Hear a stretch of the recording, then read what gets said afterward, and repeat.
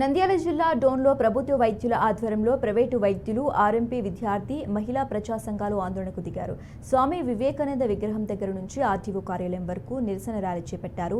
ఈ నెల 14వ తేదీన బెంగాల్లో పీజీ వైద్య విద్యార్థిని హత్య చేయటం సమాజానికి సిగ్గుచేటని అభివర్ణించారు. వైద్యులకి రక్షణ కరువైతే సామాన్యుల పరిస్థితి ఏంటని ప్రశ్నించారు.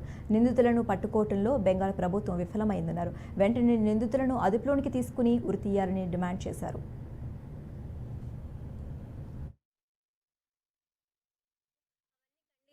అందరూ ఆల్ హ్యాండ్స్ టుగెదర్ అన్నట్లు వచ్చినందుకు thank you so much.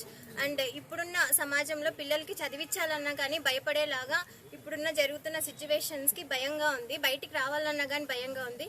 No use to do independence day అన్నట్లుంది. ఇప్పుడు ఇండిపెండెన్స్ మీనింగ్ ఏంది? అసలు ఇండిపెండెంట్గా ఒక అమ్మాయి రావాలి అంటే భయపడుతుంది. అదే మెయిన్ మోటివ్. దీనికి కారణం ప్లీజ్ ఆల్ హ్యాండ్స్ రైజ్ చేసి ప్లీజ్ మమితా మేడంకి జస్టిస్ చేయండి ప్లీజ్. దీనికి మా డోన్ డాక్టర్స్ అసోసియేషన్ తరఫున చాలా బాధపడుతున్నాము. ఇలాగే జరిగితే అమ్మాయిల్ని రేపు పొద్దున మనం ఎక్కడికైనా చదువుకు కానీ లేకపోతే ఎక్కడైనా జాబ్కి కానీ పంపించాలంటే ఇంత అన్సేఫ్ సర్కమ్స్టెన్సెస్లో పిల్లల్ని బయటకు పంపించాలంటే చాలా కష్టమవుతుంది. కాబట్టి మనం కానీ